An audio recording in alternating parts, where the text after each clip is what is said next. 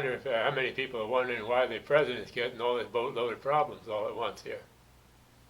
Well, it's like the 1950s, what was called McCarthyism. Back in those days, newspaper was the #1 medium, but the television had been introduced, and the newspapers were beginning to be driven toward bankruptcy.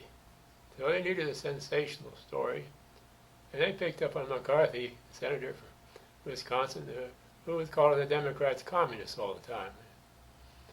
He did that pretty much nonstop for several years. And the newspapers backed him all the way, and wouldn't say anything about the other side of the story.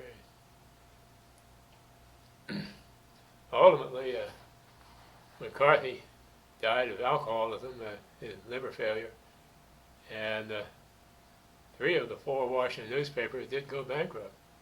Only the Washington Post was left.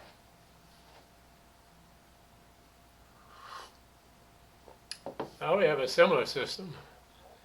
Instead of just the newspapers, though, it's the newspapers and what's left of the old-time radio and TV networks that are being driven toward bankruptcy by competition from the web. The web, yeah. Communication media seem to depend on a monopoly. When they lose their monopoly, they all start having trouble and end up bankrupt. Well, I think that's the same thing that's happening now.